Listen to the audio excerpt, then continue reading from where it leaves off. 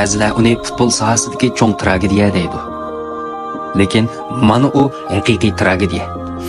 Ta bugunga qadar kasbiy tanarkachilarning psixik sog'lomligiga yanada kishilar sal qarab kelmoqda. Ular faqat tanarkachilarning ifodasining yaxshi yomonligiga baho berishdi-yu, ammo sababini izlaydiganlar yo'q deyarlik.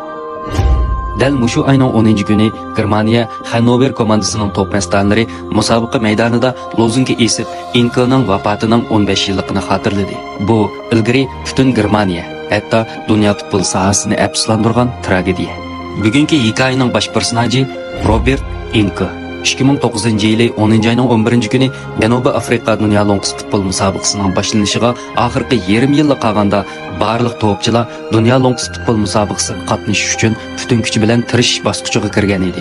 Shunday paytlarda 13 yil vaqt sarf qilib Germaniya komandasining birinchi vartasilik salohiyatiga aron tasdi erishgan Inka reysga dastlab turib Bermendan kelgan soatlik sur'ati 160 kilometrlik yuqori suratli poyezdning o'z hayotini ep ketishiga yo'l qo'ydi.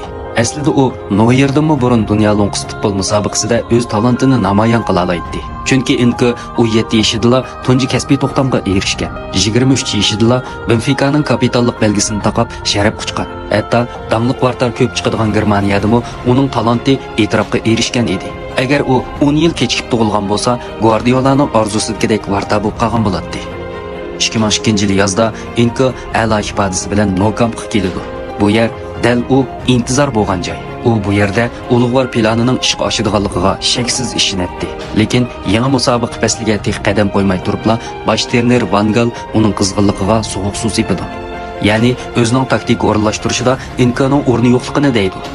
Inka komandaning 3-varta salohiyatida zapas o'rnini saqlab o'tadi. Ammo Inka kutgan fursat oxiri yetib kelganda ish uning o'ylaganidek chiqmaydi. İspaniya shaxsiy lonqisini tanlash musobaqasidagi Noverda bilan o'ynalgan musobaqada Barselona bir top oldida turgan foydali ahvolda 2ga qarshi 3 natija bilan Noverdaga turib qo'ydi. Frank de Boer savallikni uningga ortib, naq maydonda uningga yo'rkiraydi. Bu u uchirgan tunji qitimliq cho'ng zarba.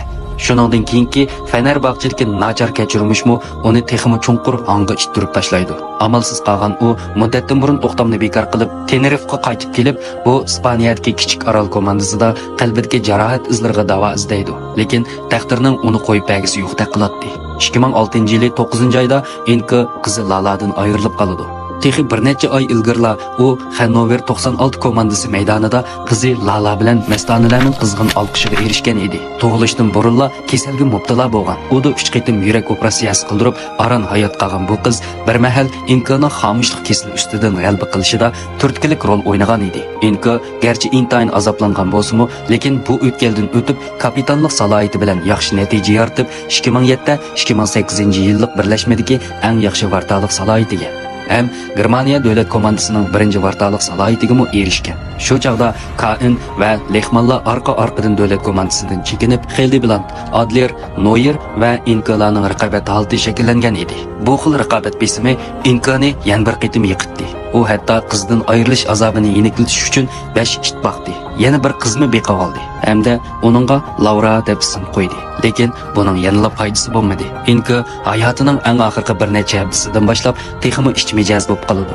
Ayoli Teresa uningga necha yil burungi deysilarga o'xshash o'zining xomushlik kasalligiga giribtor bo'lganligini oshkorlash taklifini berdi. Lekin u o'gay qizni beqish huquqidan ayrilib qolishdi. Davlat komandasidagi o'rnidan ayrilib qolishdi. Bo'libmi futboldan ayrilib qolishdan qo'rqqan edi. Gerçi u sevdoshlariga yuzlanganda yanada kulimsirab turgan bo'lsa-mu, lekin o'zidan allburun voz kechib bo'lgan edi. 2009-yili 11-oyning 10-kuni tushdan keyin u ayoliga o'zining mashq qilib borganligini aytdi. Biroq u uduli temir yo'l bo'yiga kelib, eng keskin usul bilan hayotini oxirlashtirdi. Dal u hayotini oxirlashtirgan temir yo'l bo'ligining 200 metr nerisida bir kichik qabr teshi bo'lib, bu dal qizi Lalaning yerligi edi. Bu ilgari o'zi asla tonimaydigan xomushlik azobida qiynalayotgan bir yosh futbolchiga telefon qilib rag'batlantirgan Ammo hayotni cheksiz qizg'in so'ydigan, xomushlik kesili bilan 6 yil kurash qilgan bu oxiri o'zini qutqazolmadi. Inka o'lgandan keyin ayoli Teresa erining vasiyatiga amal qilib, uning xomushlik kasallik jarayonini jamiyatga e'lon qildi. Uni uzib qo'yishga 100 mingdan ortiq odam qatnashdi. Bu 40 necha yildan buyon Germaniyadagi ko'lami eng chong oshkora deb marosim bo'lib qoldi. Agar u xomushlik kasali bo'lmagan bo'lsa, aslida Germaniya futbolchiligida cho'qim rangdor izlarni qoldirgan bo'ladi.